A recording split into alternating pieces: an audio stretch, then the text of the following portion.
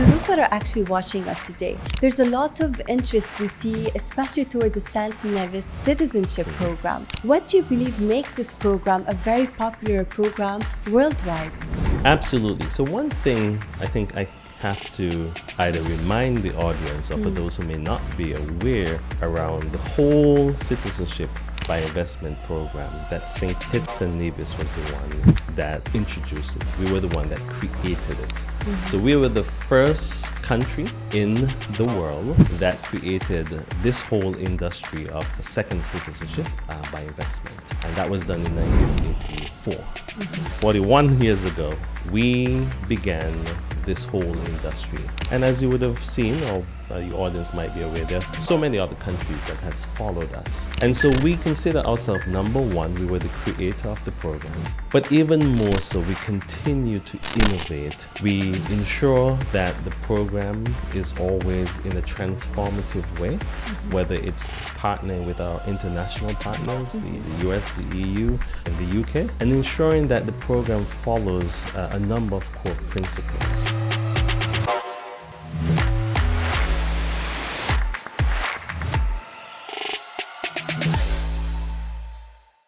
Good afternoon and welcome to a very special episode. With us today, we have a very special guest, the chairman, Mr. Calvin. How are you doing today? I'm doing very well, thank you. So Mr. Calvin, around a year almost, you were here in Dubai. So what brings you to Dubai again? Yeah, so absolutely. So as you said, it's been a year and we are actually celebrating our 1-year anniversary at the Citizenship Investment Unit at St. Kitts and Nevis, becoming a statutory body. Now, what does that mean? It simply means we have transitioned to a government-owned entity or enterprise, or corporate body, which allows us more autonomy to function with a little bit more freedom and flexibility to serve our clients. So we made 1 year as October of 2024 when we relaunched. Congratulations. Thank you very much. And so we're here, as you said, we were here where we see Dubai being one of the core partners in our program. And so we wanted to do the celebration here as well as other areas. Amazing. So to those that are actually watching us today, there's a lot of interest we see, especially towards the St. Nevis Citizenship program. What do you believe makes this program a very popular program worldwide? Absolutely. So one thing I think I have to either remind the audience or for those who may not be aware around the whole citizenship by investment program, that St. Kitts and Nevis was the one that introduced it. We were the one that created it. So we were the first country in the world that created this whole industry of second citizenship by investment. And that was done in 1984. So 41 years ago, we began this whole industry. And as you would have seen, or your audience might be aware, there are so many other countries that has followed us. And so we consider ourselves number one, we were the creator of the program. But even more so, we continue to innovate. We ensure that the program is always in a transformative way, whether it's partnering with our international partners, the US, the EU, and the UK, and ensuring that the program follows a number of core principles. Integrity and trust is important. But we also want to ensure that we can respond to our clients' need. And so we have been recently ranked number one again in the Citizenship by Investment Index for the 5th time in 5 years. So number one over 5 years has definitely demonstrated our program continue to innovate. We continue to ensure that only the qualified and vetted applicants can truly get access to this privilege of having a St. Kitts and Nevis citizenship. I totally agree with you, because there's many people that actually want to have a second citizenship, and specifically for the St. Kitts and Nevis. Who would qualify as the right candidate? Yeah, so when we talk about the qualification of an interested applicant or an investor, what we say is obviously there's a process. the first process is obviously, we would indicate, is to select a reputable agent. An individual we will classify as someone who has good character, good reputation, someone who is obviously does not bring what we call disrepute, is not in any illegal issues, does not create, does not have a criminal record, does not have any type of issues that will create a negative brand to our program, but most importantly, does not create a risk to the international partners who have afforded us such a privilege of being able to travel across their borders. So first, the process really goes with someone identifying a authorized an approved agent by going to our website. And then from there, they can select what is their best option or pathways. And then we go through a due diligence process. Of course, So very high net worth individuals we see qualify for this. You know, as I said, it's a significant contribution. So we always have individuals who really wish to have the freedom of movement, have the freedom of their wealth protection, because we offer no income tax, we offer no personal income, no wealth tax. So that is sort of where we would say we see a number of qualified individuals. Of course. Well, thank you for sharing these Absolutely. details. We frequently hear about the golden visa. The golden visa is a very popular term that everyone just, talks about. What makes this one different from the golden visa? Yes, and I think there's a clear distinction that we have to. The visa is more of a residency component, and residency has a short-term aspect, where citizenship is lifetime, and it's also a legacy, which means you pass it to generation to generation, and that's really what we're seeing, a significant difference. In today's volatile environment, there's so many geopolitical turmoil. And what we see is individuals are looking for a safe haven, a place where there is political stability, where there is a democracy of having a voice of reason, safety, not just for themselves, but for their family. And then also from a business perspective is where their assets can be protected.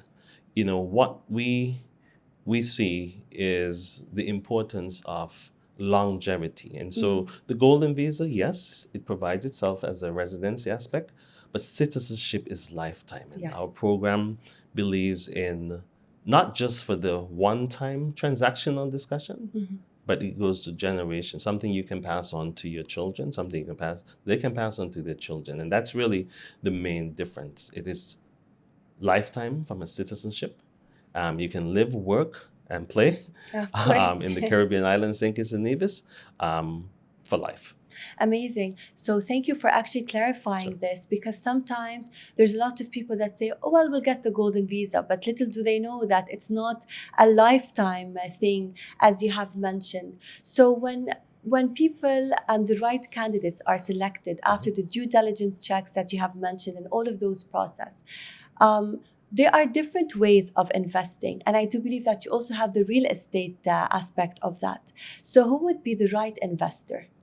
Yes. So we have, what we said, there are 4 pathways to our citizenship. And they're very critical. The first is the Sustainable Island State contribution. And that contribution starts at US $250,000. And it allows up to a family of 4 individuals. So, we understand, as I said, citizenship is for life. You cannot just travel by yourself. You cannot just move by yourself. It is almost like an insurance policy. So we, in St. Kitts and Nevis, want to be a family inclusive. So that's that one. And the contribution goes into national development. It provides sustainable finances, infrastructure. We build hospitals, we build community infrastructure with that investment. So we're not just taking the investment and you're getting your citizenship and a passport. You are contributing to the development of this new home, this new country that you become part of. So that's one way. And that sustainable island state is the most impactful and fast way in terms of getting you to your citizenship. The second we have is a component that which we call the public benefit option. And that also in of itself is certain capital projects that the government says they need to ensure gets completed as we move towards a sustainable island state country. And that was earmarked by the Prime Minister and the Honorable Dr. Terence Chu. And with a public benefit option, that allows a contribution of upwards of $250,000, where someone contribution can now, they can indicate of the 5 projects we have, they can indicate where their investment would like to go. For example, we know some of our investors are very passionate about education. Okay. And so we have a public benefit option for our high school. And that is to build a state-of-the-art high school to really support the future leaders. As we continue our journey, I would move on, but we also want to make sure we have future leaders there. So that's one. The second we have in the public benefit option is housing. And we wish to ensure that those individuals in the middle and low income level can have a place of their home. And so someone can actually contribute their contribution to go into that specific area and say, listen, I know perhaps in my journey, I did not have a home of my own and I have done well over the years. I want to make sure that my investment goes into building homes. And then we also have the aspect of airport. We are a tropical Caribbean island, and so we always want to have more flights. At some point, we hope to have flights directly from Dubai to St. Kitts. I think that would be amazing because everyone loves St. Kitts and Nevis. It just has this love in people's hearts. And whenever we say second citizenship, honestly, because I come from this field as well, I feel like a lot of people are interested in this program, are interested to, belong to this beautiful country. And it's such a privilege actually to have you with us today. And we're hearing all of these insights from you directly. So I'm sure a lot of people can actually connect with us today. There's a question that I want to ask you. So there's a lot of changes that happen with programs. What is the latest update in regards to this program? Sure. And let me close off from the last question because I think I wanted to get to the real estate option that you mentioned. So as I said, the public benefits option, I talk about the airport expansion, and then also we have our Royal St. Kitts, which is part of the desalination area that we're supporting. And these are very critical areas for us, just to make sure that we cover all those sectors from the program itself. Now, and then the real estate aspects, so someone can buy a real estate and they get their citizenship and also use it for income generation. Yes. Now, with all of that, there's definitely changes that we've seen happening in the program. A number of changes that we are seeing is recently we have the Caribbean itself. So all of the Caribbean Citizenship Investment Program, we will now be regulated by a Eastern Caribbean regional authority. Okay. And that's important. We've been in this business for 40 years. We've had a number of other Caribbean countries that replicated our program. And I think it's important that now we have an authority that will ensure the rules are followed. There's a harmonization on certain things. So that's the first one that people would see. The second is there's the introduction of a residency component. And I think people were concerned, what does this mean? And I'm traveling across the world. I just came back from Monaco. I'm going to Jordan as well. I'm going to some places in Africa as well. And I'm sharing some of the changes because we thought this would be a major concern. But the concept of having a physical residency, and which is really creating that genuine link. Because as you said, of course, people hear about St. Kitts and Nevis. And if you wish to invest such a significant into, it's important that you actually physically put your 2 feet on the ground, your family visit. So that's one we're having, where we're going to, individuals who get their passport, they're going to require roughly a cumulative of spending 30 days, whether it's once over 5 years. So whether you can spend 10 days in the first year and then another week. So you're guaranteed, you know what your vacation is going to look like in this beautiful place. Of So course. those are some of the changes. And I think, lastly, what we are also supporting, and we've recently made sure that we are offering various changes to our public benefit option. It's up to a limited time, family of 4 now. We have that option. And then we recently changed in our dependent timeline, Yes. where it initially was at the age of 20, capped at the age of 25. Yes. And now we have now put it up to the age of 30, and Wow, okay. no education requirement, because especially here in the Middle East and in Dubai, we understand that family is important. We understand that parents would have done very well, and the children may be in a position where they're the dependent Of up the age of course. 30. And so we wanted to make sure our program is family inclusive, and that was one of the main change of now the age of dependent is at the age of 30 Amazing. and below, without having to just demonstrate that there's an education component, but just showing that you are dependent of the parents. That's absolutely amazing, because I believe maybe that was something that most people were actually thinking about, and you actually took this point into consideration. So that's an amazing fact. So basically, if you could distill your goals for the next year into just 5 words, what would they be? 5 words. That's Yes. that is. I think first off, it's really about one, sustainability. So we want to ensure that this program stays another 40 years. The second word is about transparency. Okay. Transparency, when I took over this as the executive chairman, I was very clear that I will want to be transparent, come and speak to potential investors. So transparency, we've implemented certain digital things to ensure that our application. The third one, I would say, is excellence. And that's important. Myself, coming from the private arena at Wall Street, high net worth individuals like excellence. They want to feel that whatever they invest in is done right, is done at the integral way. And then the fourth one is really making sure we have a good governance, enhanced vetting, due diligence, the applicants, as you said, the right person, someone that we go to a very strong rigor, and that the right person. And then lastly, it's really the aspect of transformation.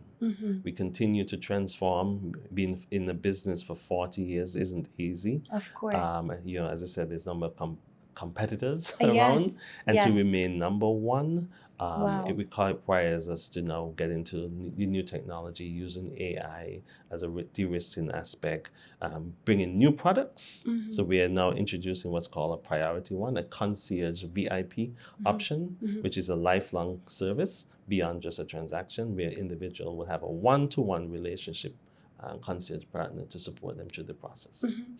Which comes to the question that I want to ask you.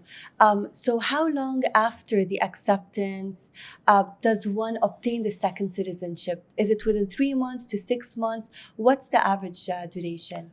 Yeah, so when we started the number for our reforms, and we saw it was between 120 to roughly 180 days. Okay. With the implementation of our new digital tool, and also the aspect of using AI in a risk base, and our partnership with international law, we're seeing that timeline reduce significantly. It is very efficient, because efficiency isn't just by speed. It's making sure that we go to the right enhanced due diligence and vetting. And so with the new advent of technology, we're seeing this. And one of the other things we are introducing is biometric capture. That's important in today's Of course. world. Yes. We need to know who you are and that you're the right person. And so we will be introducing the biometric capture information. But that's what we're seeing. And we're seeing with the implementation of new digital It's much faster. It's extremely fast, beyond some of the average timeline. So yes, that's really what we're seeing in our time. Interesting. And I'm sure who's watching us right now, the first question that popped to their mind is how much would it actually cost to obtain it? Now, there's a lot of people that think that, okay, I have the amount of money, I can easily purchase this passport, which is very, very wrong. And it's not easy at all. But what is approximately the starting rate for the families that are interested? Yeah. Now, and that's a very good point. We in St. Kitts and Nevis, we do not see our program as a transaction only. Exactly. And I think people need to understand there is and we use certain keywords that it's a contribution, it's a donation, it's an investment. Because we don't see this as a transaction, because 100%. Citizenship is lifelong. So what we look for is, yes, there are minimum contribution. As I said, whether you're doing the sustainable island state at 250, you want to buy a real estate at 325, you want to buy a private property at a minimum of 625,000. But that's just, we look across your total net worth. So it's a privilege to get access to our citizenship and our passport. Privilege. Of course. And so it's not a right, and that's what people need to understand. You can't, course. you can't just go up and pay for something like that. 100%.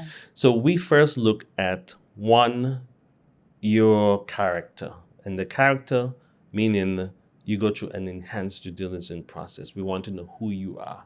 We want to understand your source of wealth. We need to know exactly that you're not going to create a risk to our borders, Of course. or you're going to create a risk to our international borders. That's key. And so we go through that process.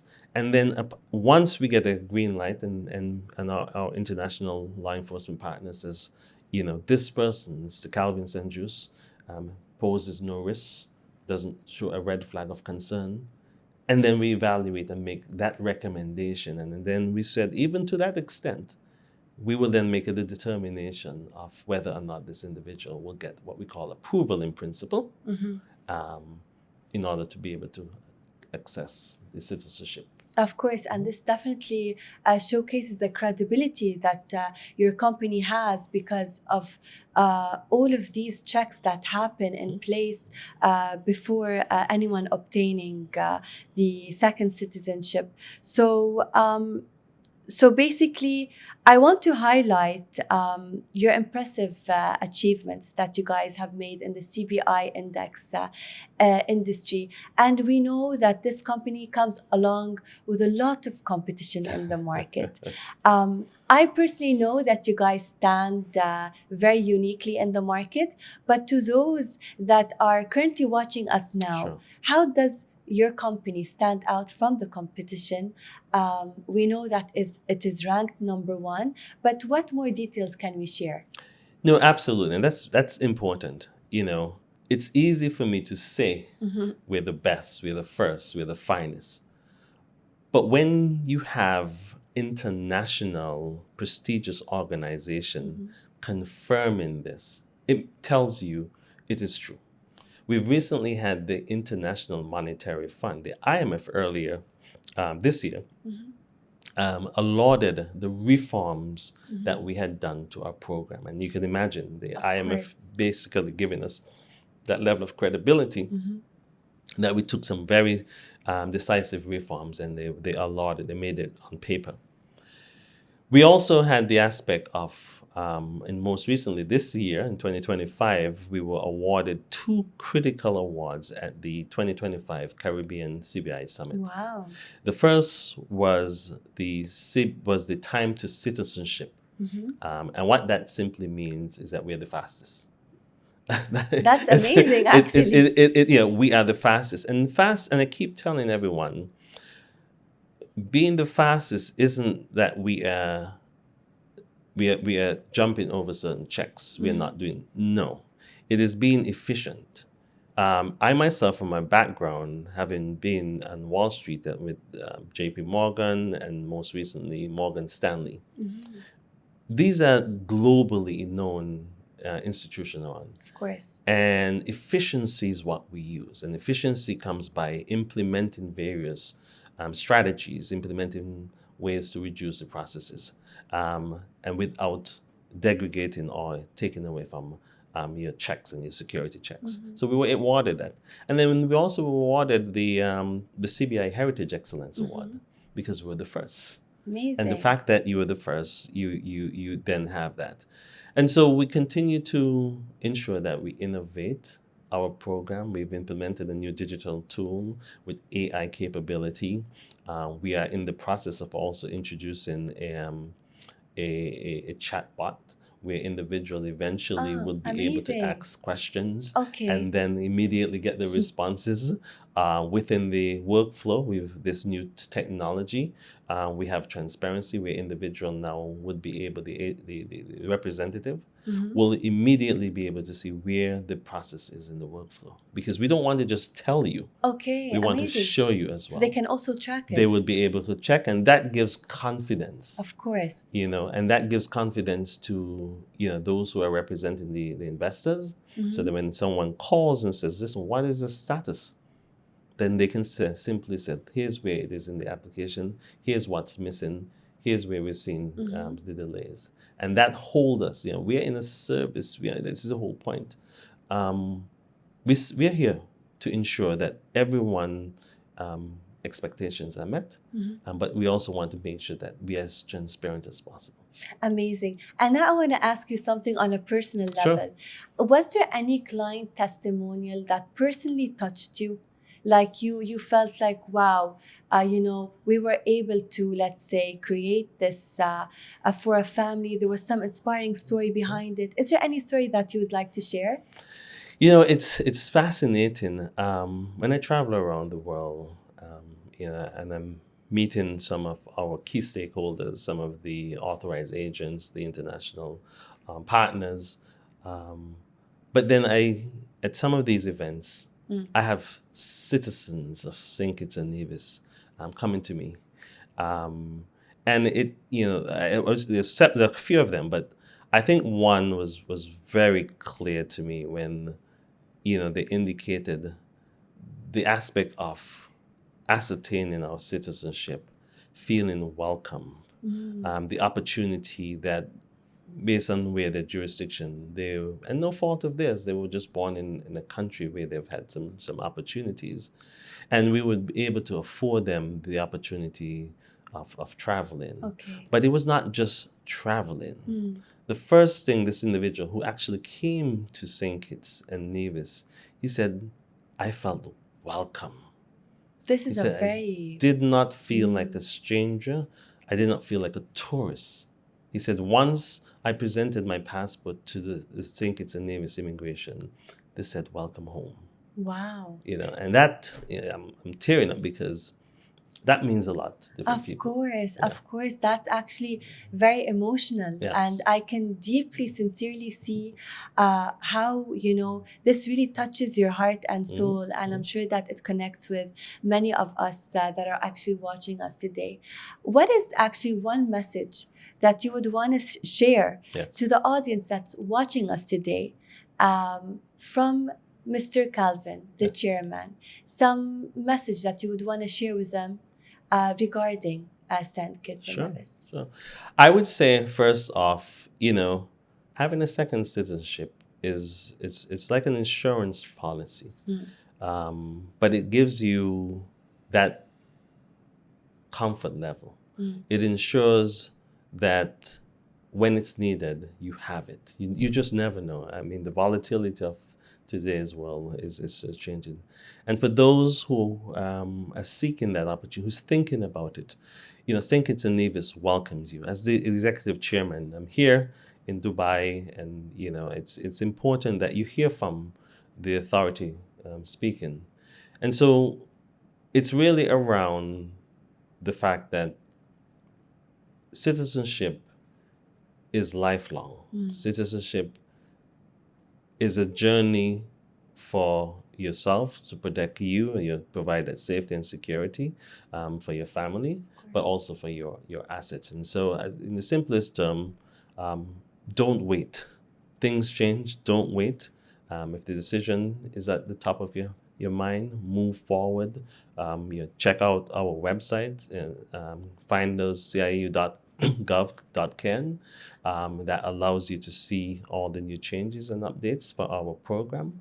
And lastly, I would say what we welcome those individuals who wish to move forward along this journey. Amazing. Well, it was my absolute pleasure to have you with us today to share a lot of these interesting updates and information that I do believe everyone will relate to today. And if they have any questions or inquiries that are coming, we're definitely going to be posting all the details about the company and how they can actually reach out to you. A final message you would like to say before we wrap today's episode?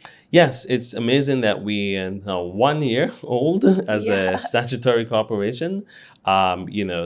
Doing the transformation and transition that we have done, this would have taken at least 5 years minimum. Amazing. You guys did it in a very short, from 5 years to 1 year. Amazing. That's really amazing. And so, as I said, lots of changes and potential coming. We obviously want to make sure we keep the program as long as we can. It impacts the lives of our citizens. We see the impactful for those new citizens, and simply just want to ensure that we're here for you. We want to continue to ensure that we're partnering with our international partner, understanding their concerns, making sure we de-risk the program, but on just making sure that St. Kitts and Nevis continue to be the first and the most popular around the world. Absolutely. So, Mr. Calvin, can you please share with us what are the various options and ways that one can actually indulge in this citizenship? Sure, absolutely. So we have 4 main pathways to citizenship in St. Kitts and Nevis. The first is really the Sustainable Island State Contribution, and that is a critical aspect to support our agenda of becoming the first sustainable island state in the world. And that starts with a minimum contribution of US $250,000, and it allows up to a family of 4. Okay. And that's critical. And the investment goes in supporting our national development, social structures, communities, hospitals. The second one that we have, which recently called the public benefit option. Okay. And that's critical. This is really capital projects that St. Kitts and Nevis government has said is important to ensure that we continue our development, our national growth, and our future investment into the country's infrastructure. And right now we have roughly, I would say, investors can dictate where their investment wish to go. We have investors who love the aspect of schools, and we have a public benefit option that will be building a state-of-the-art school. We have investors who are interested in supporting the creative economy.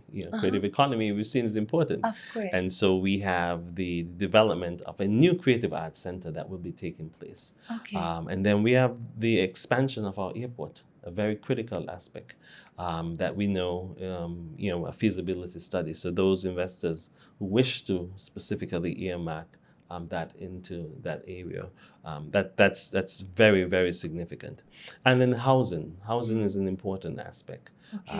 And so we have a public benefit option that will support the building out of homes for our middle and low tier income individuals. And then we have the last one, which is it's being done by Royal St. Kitts, known as the Marriott, and not from a hotel perspective, but Marriott has been a key partner with us. They're one of the largest employers in St. Kitts and Nevis, and they actually had developed and support us with desalination, which is water security.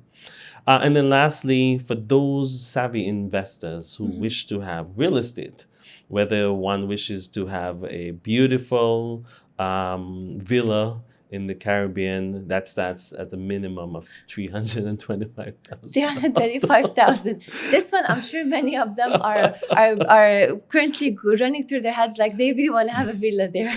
So that's one area, or maybe a share in a nice resort that offers the opportunity. And then we have a number of individuals who said, listen, I want a luxury home in St. Kitts. And we have beautiful luxury homes there that starts at a minimum of $625,000, Okay. and you can buy your own home, and it goes up.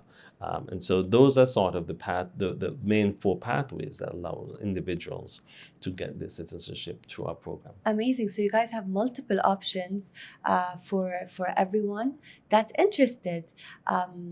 Anything else?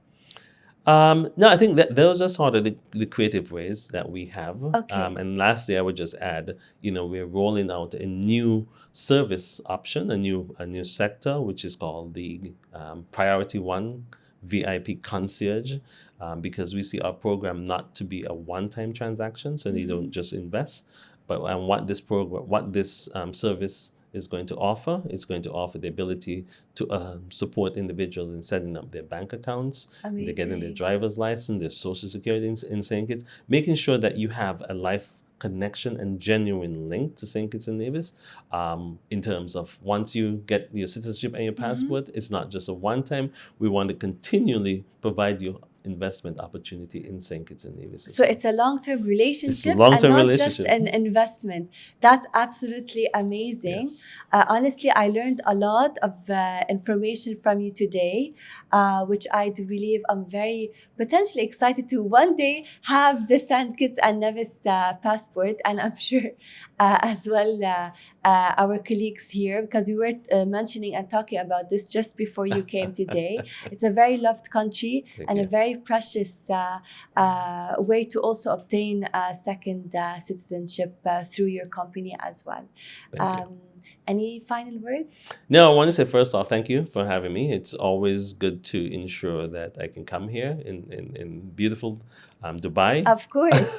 And share, what people may be thinking about, but make sure that they have the confidence and the right information to make and support their decisions. And I'm sure in Arabic we say inshallah. In Dubai it's a very popular word we say. Inshallah also next year we'll also have you here with us to also share the latest updates and news with the St. Kitts investment program. Thank you. So thank you so much for being with us today. And guys, this was a wrap for today's episode. Stay tuned to another well-established business in the UAE and globally. Take care.